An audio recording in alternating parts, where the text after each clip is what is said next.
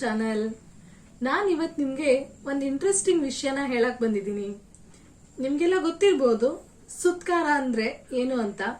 ಸುತ್ತು ಕಾರ, ಇದು ಸುತ್ಕಾರ ಅಂತ ಆಡು ಭಾಷೆಯಲ್ಲಿ ಕರಿತೀವಿ. ಇದರಿಂದ ಏನ್ ಲಾಭ ಇದೆ, ಇದನ್ನ ಹೇಗ್ ಮಾಡಬೇಕು, ಎಷ್ಟು ಪ್ರಮಾಣದಲ್ಲಿ ಮಾಡಬೇಕು ಅಂತ ನಾನು ನಿಮ್ಗೆ ಇವತ್ತು ಹೇಳ್ಕೊಡ್ತೀನಿ. ಇದಕ್ಕೆ ಬೇಕಾಗಿರೋ ಪದಾರ್ಥಗಳನ್ನ ವಿಡಿಯೋದಲ್ಲಿ ಮುಂದೆ ತೋರಿಸ್ತೀನಿ ಕೂಡ. ಆದ್ರೆ ಇದರಿಂದ ಏನ್ ಲಾಭ ಇದೆ ಅಂತ ಇವಾಗ ಹೇಳ್ತೀನಿ.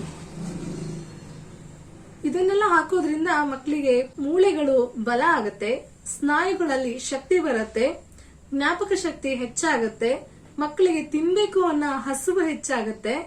ಅಷ್ಟೇ ಅಲ್ಲ, ರೋಗ ನಿರೋಧಕ ಶಕ್ತಿ ಕೂಡ ಹೆಚ್ಚಾಗತ್ತೆ. ಮಕ್ಕಳು ತುಂಬಾ ಇಂಟೆಲಿಜೆಂಟ್ ಆಗ್ತಾರೆ.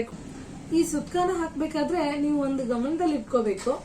ಏನಂದ್ರೆ ನಿಮ್ ಮಗು ಒಂದ್ ಕೆಮ್ಮಿದ್ರೆ ಅಥವಾ ಸೀನಿದ್ರೆ ತಾನಾಗಿ ಸುಧಾರಿಸ್ಕೊಳ್ಳುತ್ತೆ ಅನ್ನೋ ತರ ಇತ್ತು ಅಂದ್ರೆ ನೀವು 1ನೇ ತಿಂಗಳಿಂದನೇ ಈ ಸುತ್ಕಾರನ ಹಾಕ್ಬಹುದು ಮಕ್ಕಳಿಗೆ. ಇದರಿಂದ ಮಕ್ಕಳಿಗೆ ಒಳ್ಳೆ ನಿದ್ದೆ ಕೂಡ ಬರುತ್ತೆ. ನಿದ್ದೆ ಮಾಡಿದ್ರೆ ಮಕ್ಕಳು ಚೆನ್ನಾಗಿ ಬೆಳಿತಾರೆ ಕೂಡ. ಅದಕ್ಕೋಸ್ಕರ ಇಲ್ಲಿ ನಾನು ತೋರಿಸಿರುವಂತ ಎಲ್ಲಾ ಪದಾರ್ಥಗಳು ಗ್ರಂಥಿಗೆ ಅಂಗಡಿಯಲ್ಲಿ ಸಿಗುತ್ತೆ. ಇದನ್ನೆಲ್ಲ ನೀವು ಒಂದು ಕಲೆಕ್ಟ್ ಮಾಡಿ ಒಂದು ಡಬ್ಬಿಯಲ್ಲಿ, ಅದಕ್ಕೆ ಯಾವುದೇ ರೀತಿ ಬೂಸ್ಟ್ ಬರ್ದೇ ಇರೋ ತರ ನೀಟಾಗಿ ಡಬ್ಬಿಯಲ್ಲಿ ಬೆಚ್ಚಗಿರೋ ಕಡೆ ಇಟ್ಕೋಬೇಕು. ಮತ್ತೆ ಪ್ರತಿ ಸಲ ಈ ಪದಾರ್ಥಗಳನ್ನೆಲ್ಲ ಒಂದ್ಸಲ ಬಿಸಿ ನೀರಲ್ಲಿ ತೊಳೆದು ಅದನ್ನ ಜರಿಯೋದ್ರಿಂದ ಒಳ್ಳೆ ಫ್ರೆಶ್ ಇರುತ್ತೆ, ಮಕ್ಕಳಿಗೂ ತಿನ್ಲಿಕ್ಕೆ ಚೆನ್ನಾಗಿರುತ್ತೆ. ಈ ಸುತ್ಕಾರನ ಪ್ರತಿ ಗುರುವಾರ ಮತ್ತು ಭಾನುವಾರ ಅಂತೆ 2 ವರ್ಷ ತನಕ ಮಕ್ಕಳಿಗೆ ಹಾಕಿದ್ರೆ ತುಂಬಾನೇ ಒಳ್ಳೇದು. ಇಲ್ಲ 1.5 ವರ್ಷ ತನಕ ಹಾಕಿದ್ರು ಕೂಡ ಮಕ್ಕಳಿಗೆ ಒಳ್ಳೇದು. ಈ ಸುತ್ಕಾರ ಹಾಕೋದ್ರಿಂದ ಇನ್ನೊಂದು ಬೆನಿಫಿಟ್ ಏನಿದೆ ಅಂದ್ರೆ ಸಣ್ಣ ಪುಟ್ಟ ಶೀತ, ಕೆಮ್ಮು, ನೆಗಡಿ ಎಲ್ಲ ಮಕ್ಕಳು ಸುಧಾರಿಸ್ಕೋತಾರೆ. ಸಣ್ಣ ಪುಟ್ಟ ವೈರಸ್ ಆಗ್ಲಿ, ಬ್ಯಾಕ್ಟೀರಿಯಾ ಇನ್ಫೆಕ್ಷನ್ ಆಗ್ಲಿ ಮಕ್ಕಳಿಗೆ ಬೇಗ ಅಟ್ಯಾಕ್ ಆಗೋದಿಲ್ಲ.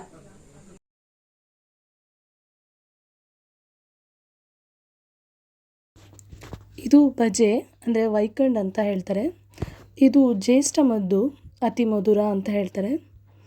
ಇದು ಜಾಯಿಕಾಯಿ ಸಾಂಬಾರ್ ಪದಾರ್ಥಕ್ಕೆ ಯೂಸ್ ಮಾಡ್ತಾರೆ. ಇದು ಮಾಪಳಕಾಯಿ ಅಂತ ಹೇಳಿ ಗಂಧಿಗೆ ಅಂಗಡಿಯಲ್ಲಿ ಸಿಗುತ್ತೆ. ಇದು ಅಶ್ವಗಂಧ ಬೇರು.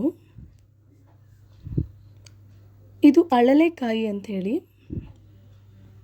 ಇದು ಹುಣಸೆ ಬೀಜ. ಒಣ ಖರ್ಜೂರ ಅಂದ್ರೆ ಉತ್ತುತ್ತಿ ಅಂತ ಹೇಳ್ತಾರಲ್ವಾ ಅದು. ಇದು ಅರಿಶಿಣದ ಕೊಂಬು. ಇದು ಒಣಶುಂಠಿ, ಲವಂಗ, ಕಾಳುಮೆಣಸು, ಬಿಳಿ ಕಾಳುಮೆಣಸು, ಕಪ್ಪುದಲ್ಲ, ಹಿಪ್ಪಲಿ.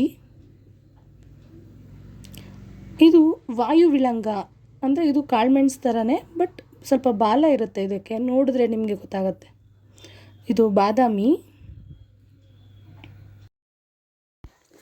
ಇದನ್ನೆಲ್ಲ ಒಂದು ಸಾಣೆಕಲ್ ಮೇಲೆ ತಾಯಿ ಎದೆ ಹಾಲಿನಲ್ಲಿ ನಾವು ತಗೊಂಡಿರೋ ಪದಾರ್ಥಗಳನ್ನೆಲ್ಲ ಒಂದೊಂದಾಗಿ ಜರ್ಕೋಬೇಕಾಗತ್ತೆ.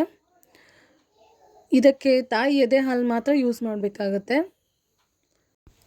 ನಿಮ್ಮ ಮಗು ಎಷ್ಟು ತಿಂಗಳಿರುತ್ತೆ ಅದ್ರ ಮೇಲೆ ಡಿಪೆಂಡ್ ಆಗುತ್ತೆ. ಹೇಗೆ ಅಂದರೆ ಉದಾಹರಣೆಗೆ ನಿಮ್ಮ ಮಗು 2 ತಿಂಗಳಿಂದಾಗಿತ್ತು ಅಂದರೆ ನೀವು ತಗೊಂಡಿರೋ ಪದಾರ್ಥಗಳನ್ನೆಲ್ಲ 2 ಸುತ್ತು ಜರ್ಕೋಬೇಕು. ಇಲ್ಲಿ ನನ್ನ ಮಗು 8 ತಿಂಗಳಿದೆ, ಹಾಗಾಗಿ ನಾನು ತಗೊಂಡಿರೋ ಎಲ್ಲ ಪದಾರ್ಥನೂ 8 ಸುತ್ತು ಜರಿತಾ ಇದ್ದೀನಿ.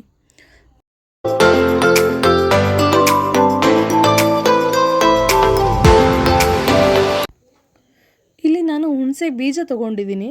ಅದು ಗ್ಯಾಸ್ ಮೇಲಿಟ್ಟು ಸ್ವಲ್ಪ ಬಿಸಿ ಮಾಡಿದ್ರೆ ಸಿಪ್ಪೆ ಬಿಡುತ್ತೆ. ಅದರಲ್ಲಿರೋ ಬಿಳಿ ಭಾಗನ ಯೂಸ್ ಮಾಡಬೇಕು. ಇದರಿಂದ ಮಕ್ಕಳಿಗೆ ಸ್ನಾಯು ಬಲವಾಗಿರುತ್ತೆ.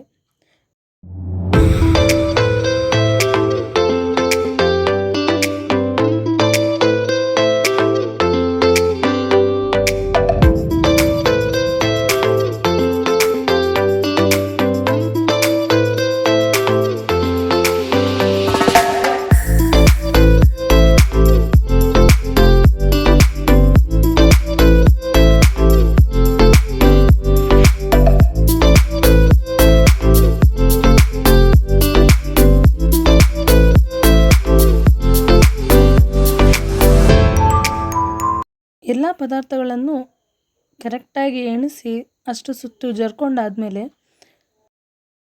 ಒಂದು ಇಡೀ ಬಾದಾಮಿನ ಈ ಥರ ಸಿಪ್ಪೆ ತೆಕ್ಕೊಂಡು ಜರ್ಕೋಬೇಕಾಗತ್ತೆ. ಒಂದು ಇಡೀ ಬಾದಾಮಿ ಹಾಕೋದ್ರಿಂದ ಮಕ್ಕಳಿಗೆ ಆರೋಗ್ಯಕ್ಕೆ ತುಂಬಾ ಒಳ್ಳೆಯದು. ಮತ್ತು ನಾವು ಈ ತಗೊಂಡಿರೋ ಎಲ್ಲ ಪದಾರ್ಥಗಳು ಕೂಡ ಮಕ್ಕಳಿಗೆ ಸ್ವಲ್ಪ ಘಾಟ್ ಅಂತ ಫೀಲ್ ಆಗುತ್ತೆ. ಈ ಘಾಟ್ ಫೀಲ್ ಇರೋದ್ರಿಂದ ಮಕ್ಕಳು ಕುಡಿಯೋದಿಲ್ಲ, ಬೇಡ ಅಂತ ಹಠ ಮಾಡ್ತವೆ. ಅದಕ್ಕೆ ಒಂದು ಇಡೀ ಬಾದಾಮಿ ಹಾಕೋದ್ರಿಂದ ರುಚಿ ರುಚಿ ಅನಿಸುತ್ತೆ ಮತ್ತು ಮಕ್ಕಳಿಗೂ ಕೂಡ ಆರೋಗ್ಯಕ್ಕೆ ಒಳ್ಳೆಯದು.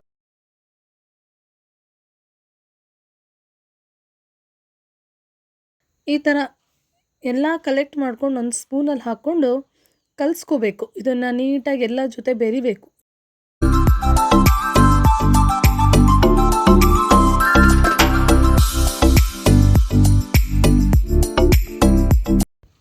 ತುಂಬ ದಪ್ಪ ಅನಿಸಿದರೆ ಸ್ವಲ್ಪ ಹಾಲು ಮಿಕ್ಸ್ ಮಾಡ್ಕೊಳ್ಳಿ. ಇದನ್ನು ಒಂದು ಒಲೆಯಲ್ಲಿ ಈ ಥರ ಹಾಕ್ಕೊಂಡು ಮಗುವಿಗೆ ಸ್ವಲ್ಪ ಸ್ವಲ್ಪನೇ ಕುಡಿಸಿದ್ರೆ ಮಕ್ಕಳು ಕುಡಿತಾರೆ.